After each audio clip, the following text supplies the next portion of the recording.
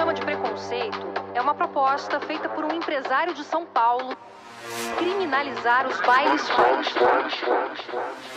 O argumento dessas pessoas é de que funk não é cultura, funk é lixo. Então, o que é cultura? Fala galera, essa é a nossa primeira videopílula de mais ou menos uns 3 minutos aí, para vocês conseguirem assistir e curtirem o tema que a gente vai debater essa semana. A nossa pergunta de hoje é: funk é cultura? Né, a gente sempre escuta algumas pessoas, né, se coloca funk para tocar, a galera fala, mas isso não é música, né, isso não é cultura, olha o que você está ouvindo, né?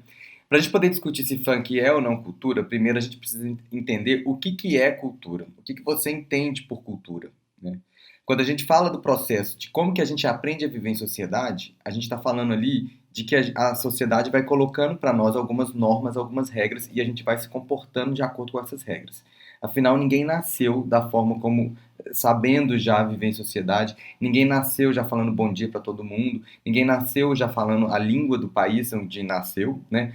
A ideia é que a gente vai aprendendo isso aos poucos. E como o que vai definindo para a gente o que aprender é a cultura, né? É tudo aquilo que o ser humano produz dentro daquele contexto, né? Então, quando a gente fala, por exemplo, de agricultura, agri não é grão, cultura não é produção. Então, agricultura é produção de grãos, piscicultura é produção de peixes. Então, a gente está pensando que cultura, na verdade, é produção, é tudo aquilo que o ser humano produz. Então, funk não é uma produção do ser humano? Não é o ser humano que está produzindo ali? Então, funk também é cultura. E aí a gente pode pensar, por que algumas pessoas vão falar que funk não é cultura? A gente tem um comportamento na sociedade da gente colocar e definir que algumas coisas são melhores do que outras coisas. E aí isso vai entrar tanto quanto aspectos culturais, né? Da gente falar que uma cultura é melhor do que a outra, que música clássica é muito melhor do que funk, ou que axé é muito melhor do que sertanejo, ou que MPB, né, que Jorge Benjor é muito melhor do que MCTH. Isso depende do referencial, isso depende de quem está falando, né? Eu, por exemplo, gosto muito mais de funk do que de MPB. Outras pessoas gostam muito mais de MPB do que funk. Então, eu tendo a dizer que funk é melhor do que MPB, e outras pessoas vão dizer que MPB é melhor do que funk. O que é melhor? Não tem como a gente definir o que é melhor, né? Na verdade, o que é melhor para mim, enquanto eu, Thales, o que eu gosto de escutar. E também depende do ambiente, né? Será que eu vou gostar de escutar funk em todos os momentos? Não necessariamente, né? Então, a gente tem que pensar como que a sociedade está classificando aquilo que é melhor e aquilo que é pior para ela, né? O mais interessante que a gente vai notar é que tudo aquilo que é melhor está sempre ligado à questão dessa cultura do branco, do europeu, né? Do inglês, da música que é tocada na burguesia. E aí, aquilo que a gente não quer, aquilo que a gente rejeita, é aquilo que está associado à favela, que está associado à cultura do negro, que está associado à cultura daquilo que a gente não quer ver, LGBT, por exemplo. Será que Pablo Vittar consegue tocar em todos os espaços? Né? A gente sabe que não, a gente sabe que tem muitos espaços que Pablo Vittar não toca. Por quê? Porque Pablo Vittar não é música? Pablo Vittar não é cultura? Não, a gente sabe muito bem que existe um preconceito muito forte em relação ao Pablo Vittar, né? E com a favela também existe muito preconceito em relação aos cantores negros, né? Então, em relação aos cantores favelados, e aí isso faz o funk ocupar o espaço que ocupa de luta e de resistência para poder, né, estar entre nós. E aí a gente pensar assim, dentro do nosso contexto, da nossa quebrada, né, da minha quebrada, como que a minha quebrada está se relacionando com isso, né? Como que eu entendo a minha quebrada, a cultura da minha quebrada? Será que eu valorizo a cultura da minha quebrada? Inclusive, será que eu sei e conheço a cultura da minha quebrada? Será que a minha escola vai falar para mim a história da minha quebrada?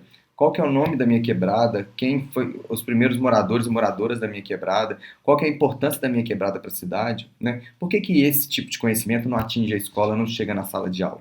Né? Mais uma vez, a gente ranqueando as culturas, né? Aquilo que é importante saber. Eu vou saber muito mais sobre a cultura europeia, muito mais sobre toda a história da Europa, do que a história da minha própria quebrada. Agora, pensando praticamente, o que é importante a gente saber? Será que é muito mais importante eu saber sobre mim, conhecer a minha história? Né? Sem identidade somos objeto da história, que em Deus herói forte esconde os etos na história. E aí a gente pensar, por exemplo, essa coisa que a gente fala do culto, a pessoa culta, a norma culta de escrever, né? Quem é que define a norma culta de escrever? Será que a gente não está mais uma vez colocando a norma como a burguesia, a norma como essa cultura branca, essa branquitude da elite coloca pra gente? né? Será que a gente não está diminuindo e colocando como pior esse vocabulário que não é falado no meio dessa elite, né? Como se aquilo que tivesse na favela não fosse conhecimento. Não tem nada a ver isso, né?